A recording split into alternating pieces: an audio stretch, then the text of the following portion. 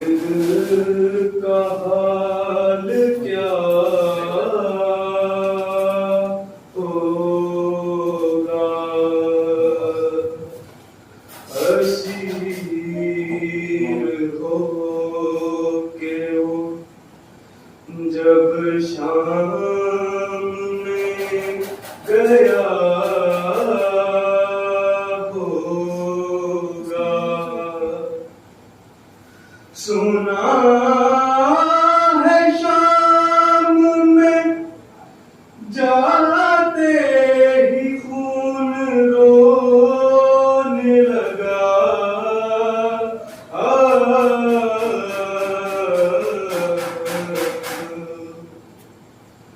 سنا ہے شام میں جاتے ہی خون رونے لگا،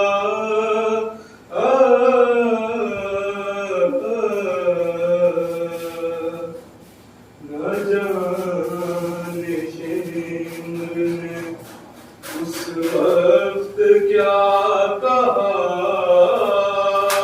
ہوگا، یہ سوچتا ہوں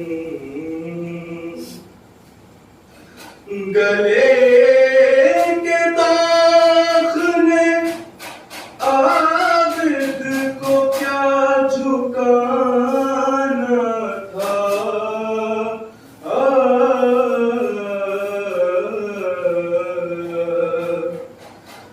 گلے کے داغ نے عابد کو کیا جھکانا تھا،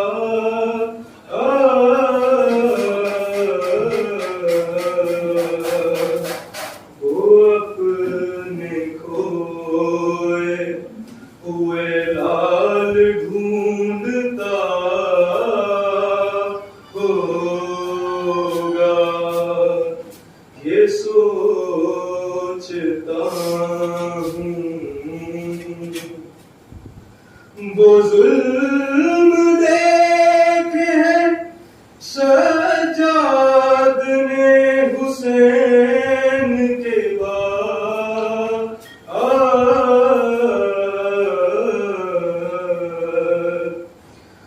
وہ ظلم دیکھ ہے سجاد نے حسین کے بعد،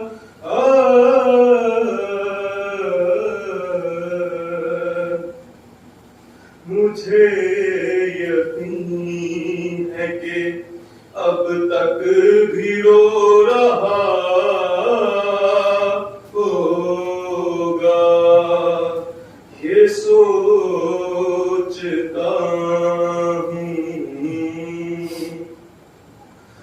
وہ یاد کرتا تو ہوگا وطن کی شادی کو،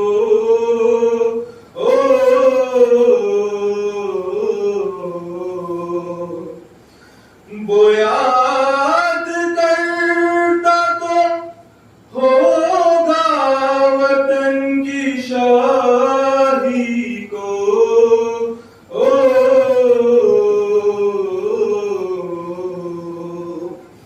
بہن کو دفن جو پردیس میں کیا ہوگا، یہ سوچتا ہوں جو غور کیجے تو عابد بشر نہیں لگتا،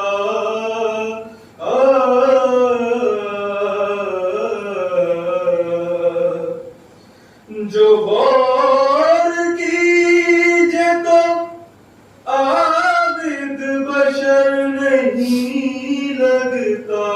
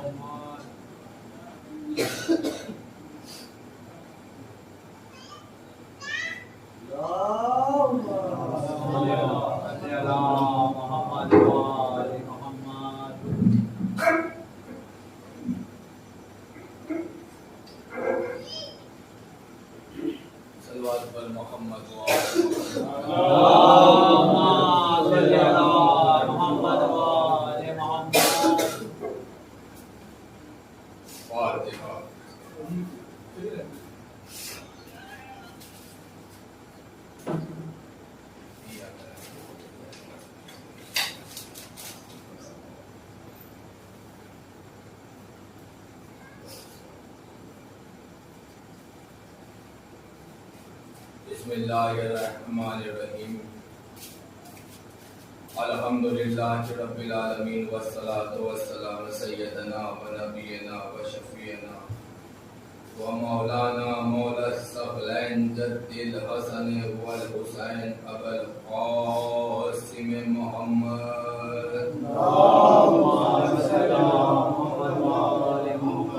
وعلى اہل بیت الطیبین والطاہرین المعصومین المظلومین المنتخبین المنتدبین ولا لعنة الله على القوم الظالمين اللهم لعن قتلة الحضرت جناب فاطمة الزہرا سلام اللہ علیہا اللهم لعن قتلة الحسین واولاد واصحابہ بسم اللہ الرحمن الرحیم انا اعطیناک الکوثر فصل لربک وانحر انا شانئک هو الابتر صلوات پر محمد صلی اللہ محمد۔ عزیزان گرامی، مولا کے چاہنے والے، ولایت امیر المومنین علی بن ابو طالب کے قائل رہنے والے، آقا حسین کی اولادوں کی جوتیوں کی خاک کا صدقہ کھا کر کے پروان چڑھنے والے تشریف فرما ہیں۔ یا تو جملوں کو بدل کے کہوں کہ سیدہ کونین نے جن کو نمازوں میں مانگا ان دعاؤں کا صلہ تشریف فرما ہے۔ قرآن مجید کا بڑا مشہور و معروف سورہ جو ظاہری اگر دیکھا جائے تو سب سے چھوٹا سورہ ہے۔ یہ سورہ وہ ہے کہ جو مسلمان کے ہر بچے کو یاد ہے، چاہے وہ مسلمان کسی بھی قسم کا ہو۔ سورہ کوثر سب کو یاد ہے کیونکہ اس میں 3 آیتیں ہیں، بہت ہی مختصر سا سورہ ہے، اس سے چھوٹا سورہ قرآن مجید میں دوسرا نہیں ہے۔ لیکن کیا کہنے اس سورہ کی شان ہے کہ ظاہری تو دکھنے میں تو آپ کو بہت چھوٹا لگے گا، بسم اللہ الرحمن الرحیم انا اعطیناک الکوثر فصل لربک وانحر ان شانئک هو الابتر، یہ 3 آیتوں میں سمٹ کے سورہ ختم۔ مگر اس کی حقیقت جب تلک کہ یہ کائنات جب سے بنی تب سے لے کر کے کائنات کی انتہا تلک کی اس سورہ کوثر کی تفسیر باقی رہے گی۔ اب اس کی تفسیر کیسے باقی رہے گی؟ یہ سورہ کوثر کسی نہر کا نام نہیں ہے، یہ جو جنت میں بہنے والی نہر ہے، اس نہر کے لیے سورہ کوثر نہیں آیا۔ دیکھیے بعض مقامات پہ مفسر قرآن نے سیدہ کونین کے بوکس میں جو قلم چلایا ہے وہ قلم میں یہ چلایا کہ صاحب کوثر سے مراد اللہ نے کہا کہ ہم آپ کو کوثر عطا کر رہے ہیں، ہم آپ کو کثیر عبادت عطا کر رہے ہیں، کسی نے کہا کہ کثیر اجر عطا کر رہے ہیں۔ عزیزان گرامی، ہم سارے جتنے بھی ترجمے ہوتے ہیں ہم ہر ترجمے کو مان سکتے تھے، مگر اگر یہ آخری آیت میں انا شانئک هو الابتر نہ ہوتا۔ دیکھیے پہلے میں جو تولا ہے آخری میں تولا ہے۔ جب پہلے کہا ہے کہ ہم آپ کو کوثر عطا کر رہے ہیں، آپ شکر کریں اور قربانی دیں، انا شانئک هو الابتر کہ آپ کا دشمن ابتر مرے گا۔ جب نہر کی بات ہوگی وہاں پر ابتر کا ذکر نہیں ہوگا، جہاں پر کثیر عبادت کی بات ہوگی وہاں پر ابتر کا ذکر نہیں ہوگا۔ ابتر کہتے ہیں اس کو کہ جو بے اولاد ہوتا ہے، جو اس دنیا میں بے اولاد مرے اسے کہتے ہیں ابتر۔ خدا نہ خاصہ سیدہ کونین کا کوئی جانے والا ایسا ہو کہ جس کی اولاد نہ ہو، اور جن کو اولاد نہیں ہونے جناب علی اصغر کے صدقے میں اللہ اولاد عطا کرے۔ عزیزان گرامی، بے ابتر اسے کہتے ہیں کہ جو بے اولاد ہوتا ہے۔ اللہ نے آخری میں کہہ کے بتا دیا اے میرے حبیب، آپ نہیں بلکہ آپ کا دشمن ابتر مرے گا۔ لہذا یہ کیوں سورہ نازل ہوا؟ جب اللہ کے نبی گزرتے تھے تو لوگ انہیں ابتر کہتے تھے، ابتر کہتے تھے۔ ایک راہ سے گزر رہے، رات کا اندھیرا ہے، لوگوں نے پوچھا کون آ رہا ہے؟ ارے کہا کوئی نہیں، کیا ابتر آ رہا ہے۔ یہ بس جیسے ہی آواز سنی تھی اللہ کے نبی کی آنکھوں میں آنسو آ، پروردگار کو گوارا نہیں ہے کہ اس کے حبیب کی آنکھیں بھی نم ہو جائیں، پروردگار برداشت نہیں کرتا، اتنا چاہنے والا اس کا محبوب کہ جو اپنے حبیب سے کہہ رہا ہے کہ اے میرے حبیب اتنی عبادت نہ کیا کرو، کچھ آرام کر لیا کرو۔ وہ حبیب کو اللہ گوارا نہیں کہ آنکھوں میں آنسو آئے. آواز دی، جبرائیل کو بھیجا، جبرائیل نے آ کر کے سلام کیا، سلام کا جواب ملا اور کہا کہ بسم اللہ الرحمن الرحیم انا اعطیناک الکوثر فصل لربک وانحر ان شانئک هو الابتر. اے میرے حبیب ہم آپ کو کوثر عطا کرتے ہیں، آپ شکر کریں اور قربانی دیں. شکر کس کو کہتے ہیں؟ شکر اس کو نہیں کہتے کہ آپ کا بہت بہت شکریہ. شکر کہتے ہیں عبادت کو، شکر کہتے ہیں نماز کو. آپ شکر کریں اور قربانی دیں. میں کہوں گا میرے پروردگار دونوں جہان کا مالک بنا دیا، نبی سے شکر نہیں مانگے. دیکھیے غرض اس بات سے نہیں ہے کتنے لوگ بیٹھے ہیں، مگر جتنے بیٹھے وہ آمادہ ہیں ہمارے لیے بہت ہے. نبی کو دونوں جہان کا مالک بنا دیا، پالنے والے تو نے شکر نہیں مانگا. قلب پیغمبر کو قرآن نازل کر دیا، شکر نہیں مانگا. علی جیسا جانشین عطا کر دیا، شکر نہیں مانگا. دوزخ اور جنت و جہنم کا فیصلہ کرنے کا مالک بنا دیا، شکر نہیں مانگا. شریعت کا حاکم بنا دیا، شکر نہیں مانگا. 1,23,999 پیغمبروں کا وارث بنا دیا، ان کا آقا مولا بنا دیا، شکر نہیں مانگا. علی کا مولا بنا دیا، شکر نہیں مانگا. اس نبی کی اطاعت کو واجب قرار دے دیا، شکر نہیں مانگا. ایسی کون سی نعمت ادا کرنے جا رہا ہے کہ جس پہ شکر بھی مانگ رہا ہے، وہ قربانی بھی مانگ رہا ہے؟ تو شاید اللہ کے اللہ خدا جواب دے کہ قرآن دے دینا اور ہے، شریعت دے دینا اور ہے، نبوت دے دینا اور ہے. اب جو عطا کرنے جا رہا ہوں وہ ان سب سے افضل ہے. اس لیے میں نے کہا کہ شکر بھی کرو اور قربانی بھی دو. سلمان پر محمد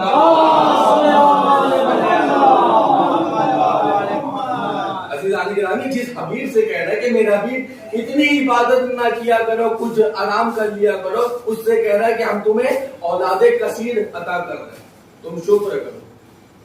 جب اللہ نے اپنے چاہنے والے اپنے خاص نبی سے، اپنے حبیب سے جناب سیدہ جیسی بیٹی عطا کرنے کے بعد میں شکر اور قربانی مانگ لی، تو ہمارے جیسے 2 رکعت کے مولوی کی حیثیت کیا ہے؟ عزیزان گرامی، اللہ کے نبی سے مانگ لیا شکر اور قربانی. انا شانئک هو الابتر. آپ نہیں بلکہ آپ کا دشمن ابتر مرے گا. قیامت طلب کے قرآن نے اعلان کر دیا کہ جس کے دل میں نبی کا بغض ہوگا وہ ظاہری تو جتنی اولادیں اپنی پیش کر دے، مگر قرآن نے کہہ دیا بے اولاد مرے گا تو بے اولاد مرے گا. ایک سلوات پر محمد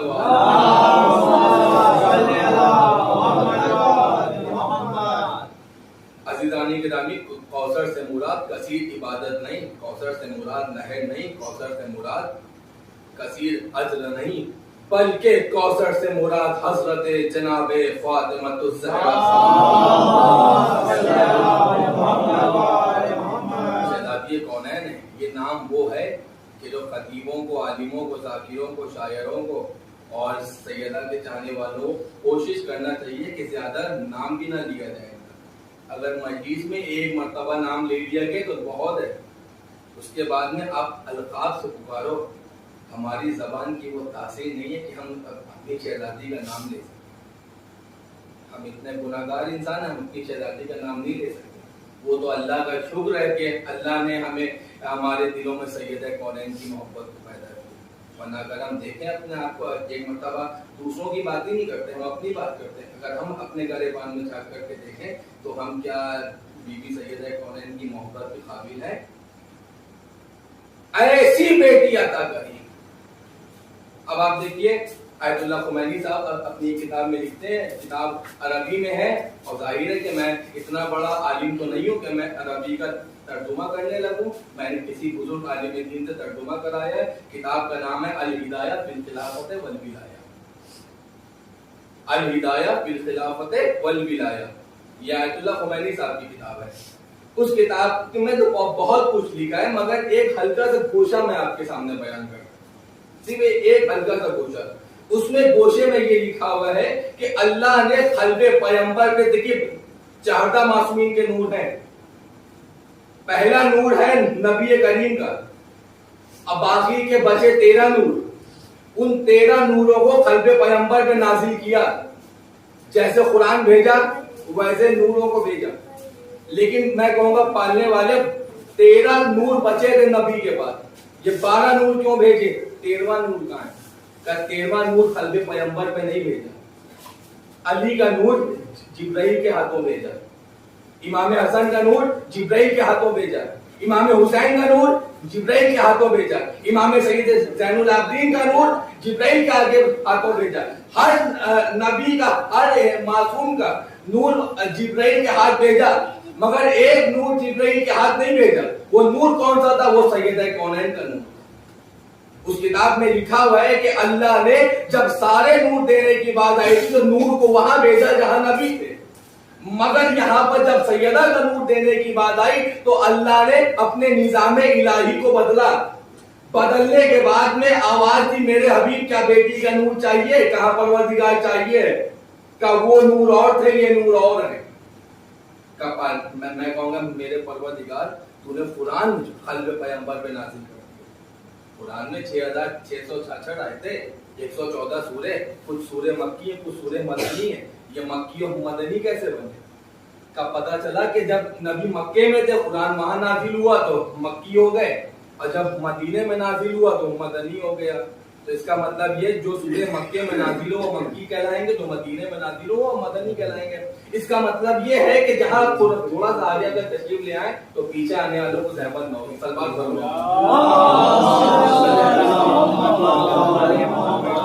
اس کا مطلب یہ ہے کہ جہاں نبی جائے گا وہاں قرآن جائے گا. لیکن جب داؤد کو کتاب دینا تھی تو کتاب کو نہیں بھیجا.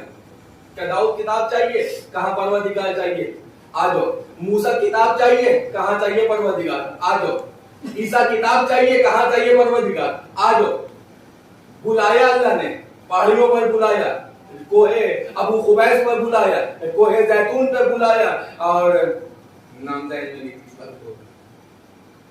بلایا. بلانے کے بعد کتاب دی، بتا دیا کتاب اور ہے تم اور ہو. لیکن جب قرآن دینے کی بات آئی تو قرآن دینے کے لیے نبی کو نہیں بلایا، اپنے حبیب کو زحمت نہیں دی. کیا کہا کہ جہاں میرا حبیب ہے قرآن وہاں لے جاؤ. جبرائیل میرا حبیب کہاں کا مسجد نے کہا قرآن وہاں لے جاؤ. میرا حبیب کہاں کا میدان نے کہا قرآن وہاں لے جاؤ. میرا حبیب کہاں کا محراب پہ کہا قرآن وہاں لے جاؤ. میرا حبیب کہاں کا مکے میں کہا قرآن وہاں لے جاؤ. میرا حبیب کہاں کا مدینے میں کہا قرآن وہاں لے جاؤ. کہ میرا حبیب کہاں کا مکان میں کہا قرآن وہاں لے جاؤ. میرا حبیب کہاں ہے بستر میں کہا قرآن وہاں لے جاؤ. میرا حبیب کہاں نماز میں ہے کہا قرآن وہاں لے جاؤ. میرا حبیب کہاں کا میدان میں کہا قرآن وہاں لے جاؤ. اس کا مطلب یہ ہے کہ جہاں نبی ہوگا وہاں قرآن جائے گا، جہاں نبی ہوگا وہاں قرآن جائے گا. وہ تھا قرآن، اللہ نے اپنا نظام بنایا، جہاں نبی ہوگا وہاں قرآن جائے گا.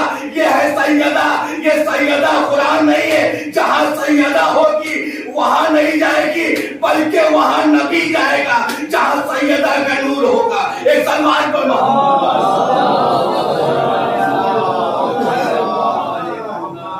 اس کی دلیل یہ ہے کہ جب نبی کریم کو اپنی بیٹی کی زیارت کرنے کا دل چاہتا تھا تو اپنی بیٹی کو نہیں بلاتے تھے.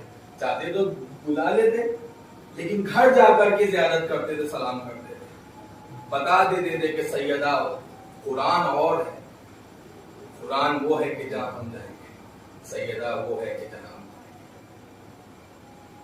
جب معراج کی شکل میں بلایا نبی تو ایک پھل کے ذریعے، اب کہیں پہ لکھا ہے سیب، کہیں پہ لکھا ہے انار، خیر اس سے غرض نہیں ہے، مگر ایک جگہ پھل کے ذریعے بیٹی کا نور عطا کیا. میں کہوں گا پروردگار جیسے قرآن بھیجا تھا ویسے ہی بیٹی کا نور بھیج دیتا ہے. پروردگار کہے گا کہ تم جو سوچو گے وہ اپنی جہالت کی دنیا سے سوچو. ہم خالق ہیں، ہمارا فیصلہ بدلنے والا نہیں، ہمارے فیصلے اور ہوتے ہیں. ہم جانتے ہیں وہ قرآن تھا جو قلب پیغمبر پہ بھیج دیا. یہ فاطمہ ہے، نبی کو بلا کر کے نور دیا گیا، زمانے کو بتا دیا زمانے والوں کہ جب میں نے فاطمہ کے لیے اپنے نبی سے کوئی مروت نہیں کری تو پھر تمہارے لیے 2 رکعت کے نمازیوں سے بھی مروت نہیں ہوگی. اللہ کے نبی نے اعلان کر کے بتا دیا کہ دیکھو فاطمہ اگر تم سے راضی ہے تو ہم راضی ہیں، ہم راضی ہیں تو خدا راضی ہے، اور فاطمہ غضبناک ہے تو ہم غضبناک ہیں، اور ہم غضبناک ہیں تو خدا غضبناک ہے. قیامت تلک کے نبی نے اعلان کر کے بتا دیا یہ کائنات کی ایک ایسی بیٹی ہے کہ جس کو ایک باپ کہہ رہا ہے کہ یہ اپنے باپ کی ماں ہے. محبت کی بنیاد پر نہیں کہا. اگر محبت کی بنیاد پہ کہا ہوتا تو سنت رسول بن جاتا. محبت کی بنیاد پہ نبی تعظیم میں نہیں بلند ہوئے. اگر محبت کی بنیاد میں بلند ہوتے یہ سنت رسول بن جاتا تو آج کا ہر مسلمان اپنی بیٹی کے احترام میں کھڑا ہوتا, اور جب کوئی پوچھتا کہ یہ کیا کر رہے ہو تو کہتا یہ ہمارے نبی کی سنت ہے. نبی نے محبت کی بنیاد پہ نہیں بلکہ فضیلت کی بنیاد پہ تعظیم میں کھڑا ہو کر کے بتا دیا, اما جس کی تعظیم میں رسالت بلند ہو جائے اس فاطمہ کا کیا کہنا, جس کی تعظیم میں امامت بلند ہو جائے. اور یہ وہ فاطمہ ہے کہ جو ظاہری رسالت ماں کی ماں تو نہیں مگر نبی کریم نے فرمایا کہ فاطمہ اپنے باپ کی ماں ہے. جو رسالت کی ماں بن جائے اسے فاطمہ کہتے ہیں. جو جنت کے جوانوں کے سرداروں کی ماں ہو جائے اسے فاطمہ کہتے ہیں. جو شوہر مولا کائنات ہو جائے اسے فاطمہ کہتے ہیں.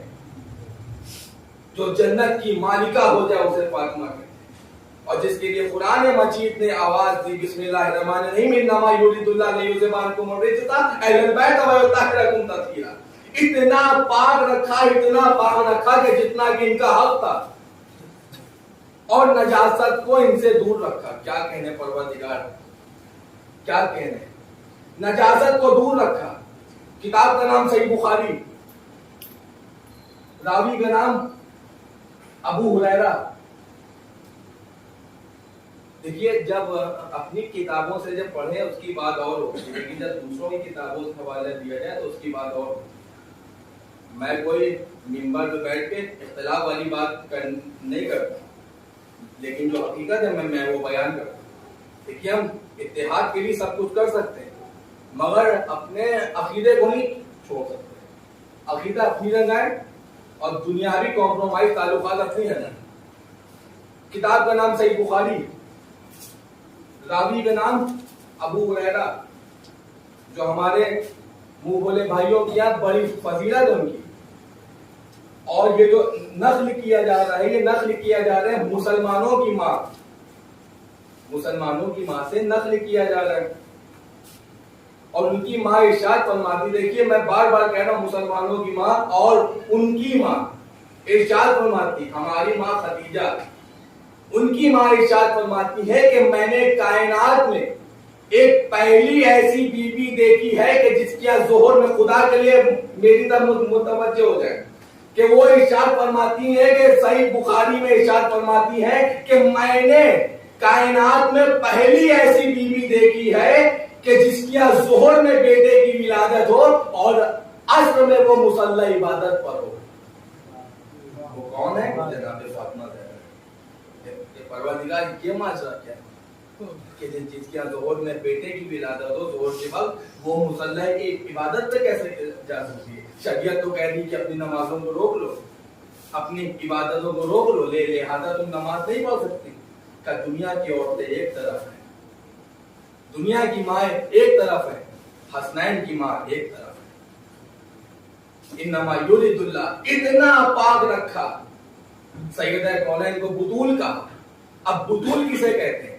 اگر مجھ جیسے ایک ادنا سے ذاکر سے پوچھا جائے کہ بتاؤ کہ بطول کسے کہتے ہیں, اب کوئی عالم دین کیا جواب دے گا, کوئی مجتہد کیا جواب دینے والا ہے, کوئی آیت اللہ کیا جواب دینے والا ہے, کوئی بڑا ذاکر کیا جواب دینے والا ہے, مجھے نہیں پتا.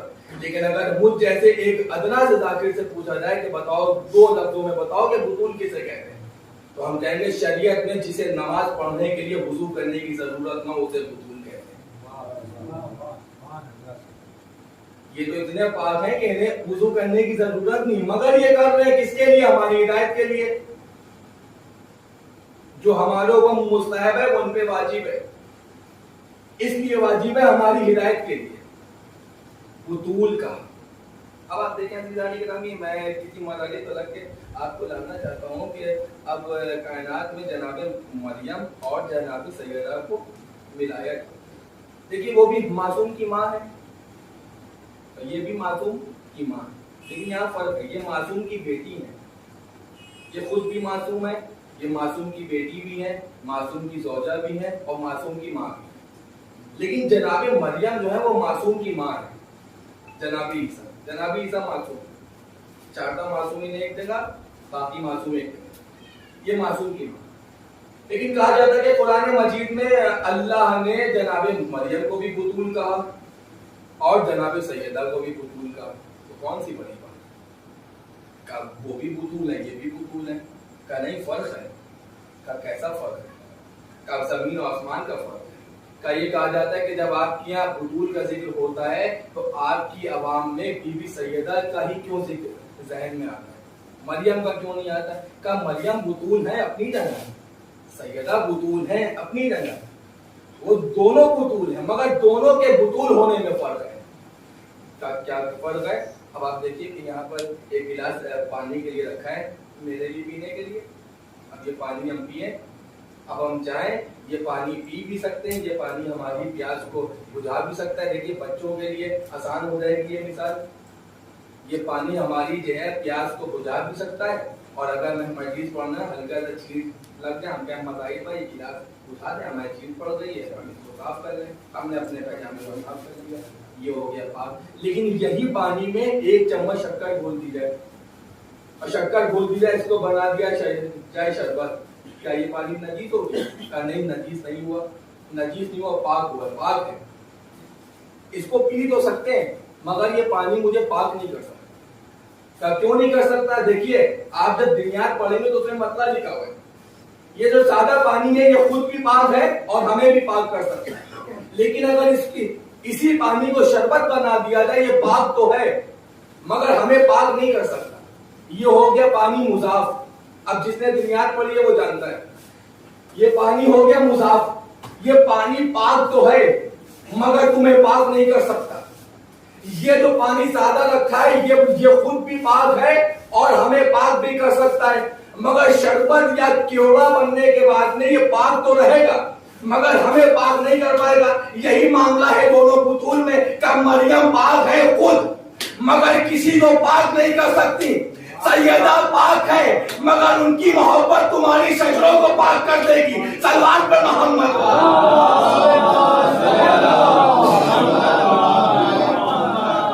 دیکھیے خود کو پاک ہونا ایک اور بات ہے، لیکن تمہاری نسلوں کو پاک کر دینا یہ سیدہ بطول ہے۔ عزیزان گرامی، ہمیں بی بی سیدہ آیا، اگر زندگی کی ابتدا سے لے کر کے، قسم خدا کی زندگی کی ابتدا سے لے کر کے، مجھے دیکھیے ہر انسان گناہ گار ہوتا ہے، ہر انسان کو اپنی حیثیت معلوم ہوتی ہے۔ آپ زمانے میں جتنے بھی اچھے کیوں نہ بن کے گئے، پورا محلہ پورا شہر آپ کی تعریف کرے، مگر آپ تو جانتے نا کہ ہم کیا ہیں۔ دیکھیے ہر انسان گناہ گار ہے، ہمیں نہیں پتا کہ ہماری نمازیں قبول ہوتی ہیں یا نہیں، ہمیں نہیں پتا کہ ہمارے روزے قبول ہوتے ہیں یا نہیں، لیکن اتنا جانتے ہیں کہ پروردگار ہمارے دلوں میں جو جناب فاطمہ زہرا کی محبت ہے یہ واقعہ ہے۔ اگر ہم اس سے ذرا سا بھٹک ہیں ہم بھی کہیں کے بچے اچھے نہیں، ہم دنیا سے دوستی کر سکتے ہیں تاکہ فساد نہ ہو، لیکن اگر دنیا سے دوستی کرنے کی یہ بات ہے کہ اپنے ہی عقیدے کو چھوڑ دو تو وہاں سے دوستی نہ ہوگی۔ میں کسی کی مخالفت نہیں کرتا، لیکن حقیقت ہے تین چیزوں پہ اگر کوئی شیان حیدر کر رہا، چاہے وہ کوئی بھی ہو، باقی ہے اس کا معاملہ نہیں۔ ایک سید کی عزت کرنا، دوسرا اپنے دل میں بطول کی محبت کو باقی رکھنا، اور تیسرا سیدہ کے دشمنوں پہ لعنت کرنا۔ علامہ علی رضا رضوی صاحب ارشاد فرماتے ہیں، جو یہ بات کل بہت چل رہی ہے، آپ لوگوں نے بھی دیکھا ہوگا، وہ ارشاد فرماتے ہیں کہ رائی کے دانے کے برابر ہی، اور یہی بات آیت اللہ عقید الغربی صاحب نے بھی ارشاد فرمائی ہے، اگرچہ کسی کے دل میں رائی کے دانے کے برابر بھی سیدہ کے قاتلوں کے لیے نرم گوشہ سافٹ کارنر بھی آ گیا نا، اس پر جنت حرام ہے۔ لیکن میں نے دو عالموں کا حوالہ کیا ہے، اور ایسا نہیں کہ خالی دو ہی حوالے ہوں گے، اور ہوں گے، لیکن میری نگاہ میں دو حوالے۔ یہ سیدہ کون ہے؟ نبی دیکھو بار بار بتا رہے، دیکھو مسلمانوں، نماز روزہ حج و زکات و خمس و جہاد وغیرہ وغیرہ سب اپنی جگہ ہے، لیکن سیدہ کی اطاعت اپنی جگہ ہے۔ سیدہ کی تعظیم اپنی جگہ ہے، سیدہ کا حکم اپنی جگہ ہے. یہ سورہ کوثر کی تفسیر ہے. میں کہوں گا میرے پروردگار، اب دیکھیے لفظ کثیر، میں آ گیا واپس کوثر، لفظ کثیر. پروردگار کہہ رہے ہیں انا اعطیناک الکوثر فصلی لربک وانحر، انا معاف کریے گا مجھے، بسم اللہ الرحمن الرحیم، انا اعطیناک الکوثر فصلی لربک وانحر، انا شانئک هو الابتر. دیکھیے بسم اللہ ہمارے یہاں قرآن کا جز ہے. جیسے عبادتوں کے لیے علی ولی اللہ جز ہے، ویسے بسم اللہ الرحمن الرحیم جز ہے. میں آپ کو اولاد کثیر عطا کروں. قرآن کہہ رہا ہے کہ اولاد کثیر عطا کروں. تاریخ کہہ رہی ہے کہ ایک بیٹی تھی. اب یہ معاملہ کیا ہے؟ تاریخ غلط نہیں ہے. قرآن معاذ اللہ ثم استغفر توبہ استغفر خاکم بدم غلط ہو نہیں سکتا. اب یہ معاملہ کیا ہے کا معاملہ تمہارے نہیں سمجھ میں آئے. اگر میری کنیز خاص کی معرفت تمہارے دل میں ہوگی تو تمہیں سمجھ میں آئے. پروردگار کو اشارہ تو کرتے. اس پروردگار نے اشارہ کیا کہ ہاں میں نے کہا کہ ہم اولاد کثیر عطا کریں گے. ایک بیٹی عطا کر کے ہم کہتے ہیں کہ اولاد کثیر. لفظ کثیر وہاں پر استعمال ہوتا ہے جہاں پہ دو سے زیادہ کی بات ہو رہی ہو. لیکن تاریخ کہہ رہی ہے کہ نبی کو ایک بیٹی ملی. لیکن قرآن کہہ رہا ہے کہ لفظ کثیر اولاد کثیر عطا کریں گے. تو معاملہ کیا ہے؟ تو شاید پروردگار عالم کی آواز آئی کہ ظاہری تو بیٹی ایک ہے مگر اس کے شکم مبارک سے جتنی اولادیں ہوں گی وہ سب کے سب سورہ کوثر ہے. حسن بھی سورہ کوثر، حسین بھی سورہ کوثر، زین العابدین بھی سورہ کوثر، محمد باقر بھی سورہ کوثر، جعفر صادق بھی سورہ کوثر. حق یہ ہے کہ پردہ غیب والا حسین بھی سورہ کوثر ہے. صلوات پہ محمد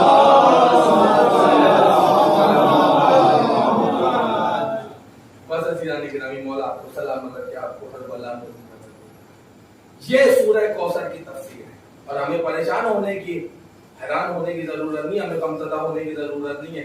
دنیا پہ ذرا سا ظلم ہوتا ہے تو لوگ پریشان ہوتے ہیں، تو لوگ ٹھکانہ ڈھونڈنے لگتے ہیں کہاں جا کر کے پناہ لے کہ جو ہمیں بچا لے. ہم کسی کی پناہ گاہ کو نہیں ڈھونڈتے. ہم جانتے ہیں سورہ کوثر کی آخری تفسیر پردہ غیب میں وہ ہماری مدد. آپ دیکھ رہے نا کہ پاکستان کا کیا ماحول ہے. بس سے بدتر ماحول ہو رہا ہے.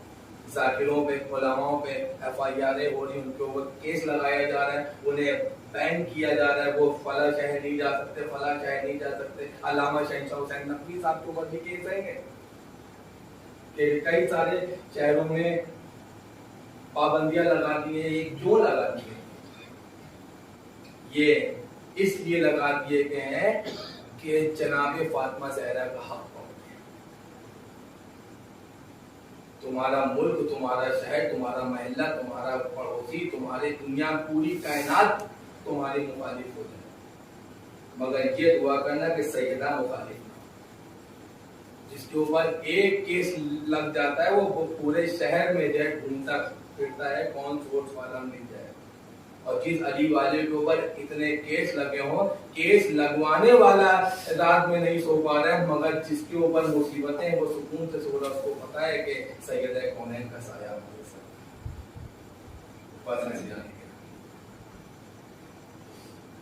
بی بی سیدہ کے حق سے کبھی پیچھے نہ. اور جو لوگ یہ باتیں کرتے ہیں نا جھوٹ اور فریبی والی کہ صاحب وہ باتیں نہ پڑھی جائیں، وہ باتیں نہ پڑھی جائیں، اختلاف برپا ہوتا ہے، تو کہتے ہیں ہم پلٹ کے جواب دیتے ہیں تو تم بھی یہ باتیں نہ کرو.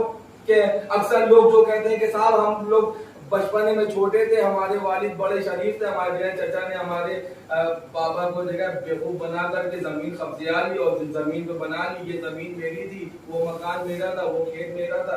لوگ کہتے نہیں کہتے ہیں ایسا. تو یہی بات اگر ان کی اولادیں سنیں ان کو نہیں تکلیف پہنچے گی. یہ تبرہ نہیں ہے. یا تو یہ کہنا چھوڑو جب اپنے حق کی بات آئے گی تو چاہے جتنا سزا کیوں نہ ہو اس کے اوپر تبرہ کریں گے، لیکن جب سیدہ کے حق کی بات آئے گی وہاں پر کہیں گے خاموش رہو کہ کسی کے دل کو ٹھیس نہ پہنچے.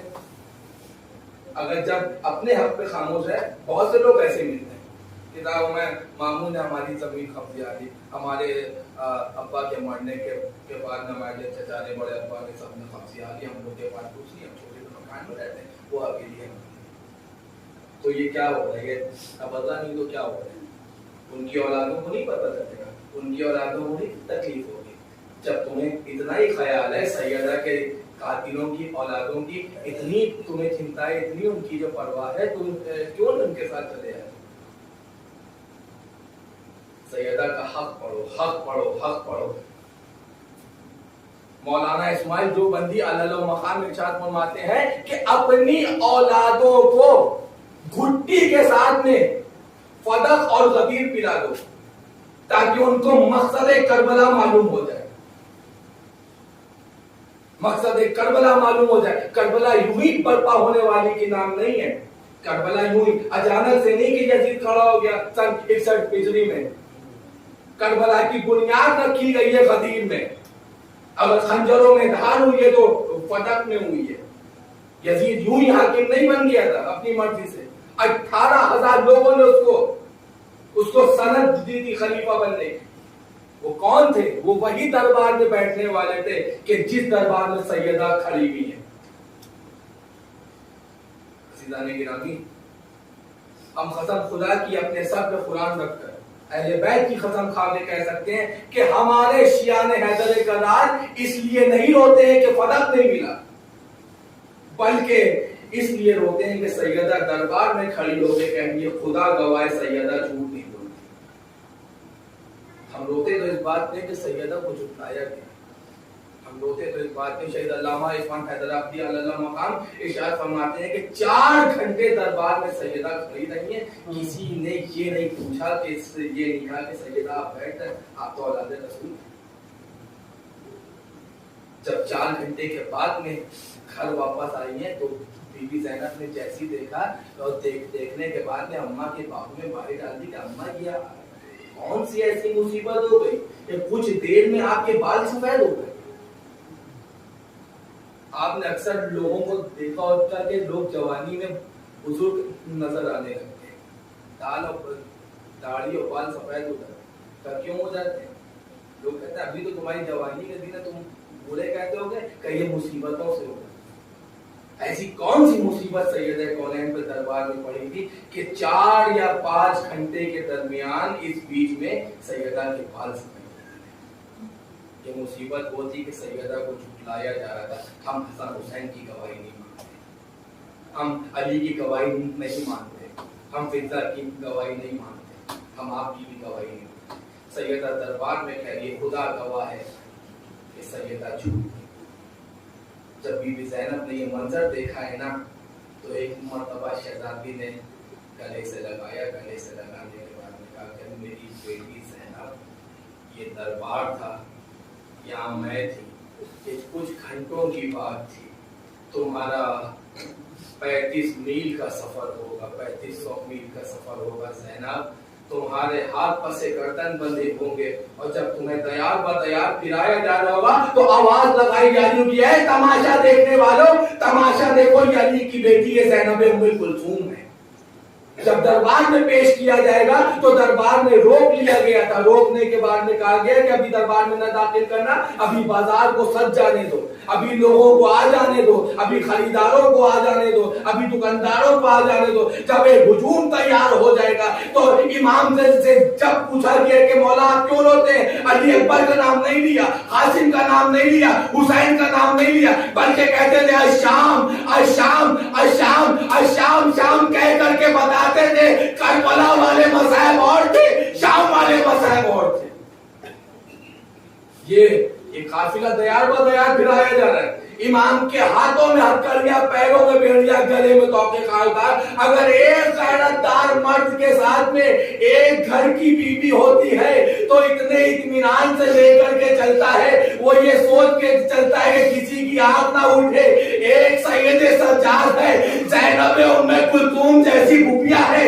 کیا غیرت دار کو یہ نہیں, کیا غیرت دار کے لیے تو مر جانے کے لیے کافی ہے کہ سروں پہ چادریں نہیں ہیں. 3 سال کی بچی سکینہ بار بار پانی مانگتی ہے.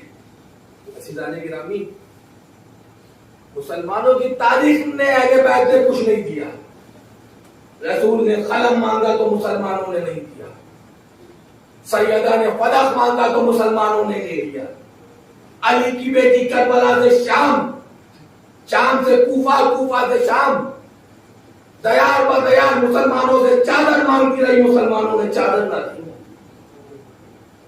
کیا کوئی مسلمان اس قابل نہیں تھا کہ اپنے گھر کے بالا خانے سے ایک چادر علی کی بیٹی کے سر پہ ڈال دے؟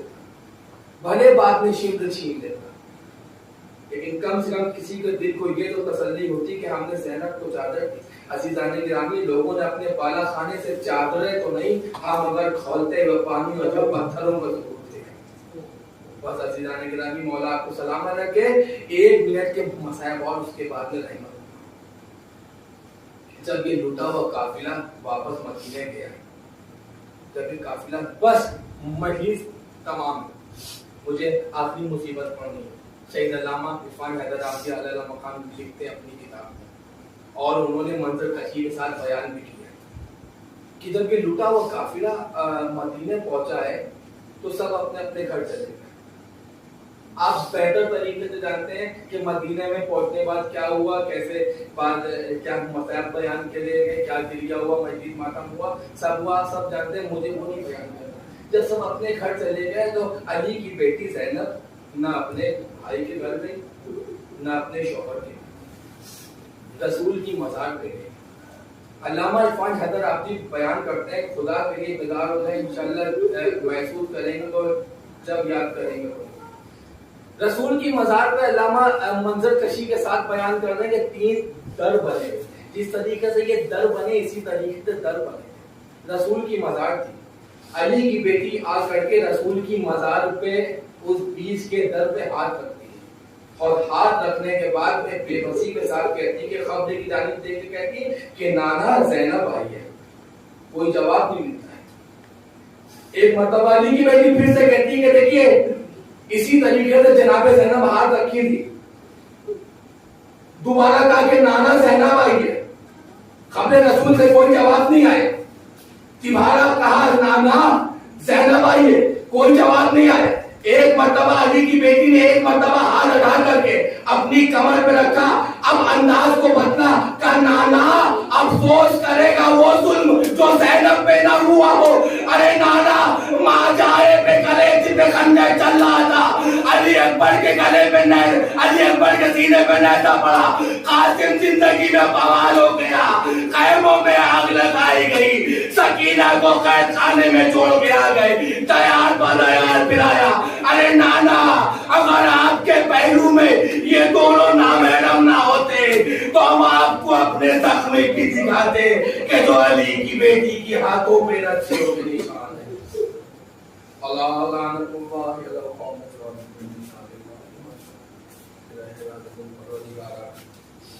جان اشیان حیدر کرار سب کی جان مالی ذرا کی حفاظت، پروردگارہ ہمارے مقدس مقامات کی حفاظت فرما، پروردگارہ اس دنیا سے ہمیں تب تلک کے نہ اٹھا جب تلک کہ اپنی آنکھوں سے سیدہ کونین کا روضہ تعمیر ہوتے نہ دیکھیں۔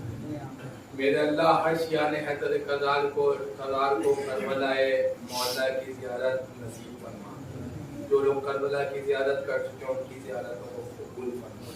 میرے اللہ جو بیمار ان کو بیمار کربلا کے صدقے میں شفا کاملہ عطا فرما۔ میرے اللہ جو بے اولاد ہیں انہیں جناب علی اصغر کے صدقے میں اولاد عطا فرما، جو صاحبان اولاد ہیں جناب علی اکبر کی جوانی کے صدقے میں ان ماں باپ کی گودیوں کو آباد فرما۔ میرے اللہ جن کے ماں باپ اس دنیا میں ہیں ان کے سروں کو ان کے ماں باپ کا سایہ باقی ہے، جن کے ماں باپ اس دنیا میں نہیں ہے پروردگار ان کی قبر پر آقا حسین کے صدقے میں رحمت نازل فرما۔ میرے اللہ ہم سب کے گناہ کبیرہ صغیرہ کو معاف فرمائیں، ہمیں توفیق عطا فرما کہ ہم ویسی عزاداری کریں جیسی سیدہ کونین ہم سے کرتے ہیں۔ میرے اللہ پوری کائنات میں ظلم و ستم بڑھتا جا رہا ہے، شیعان حیدر کرار کے ظلم و ختم مارے جا رہے ہیں۔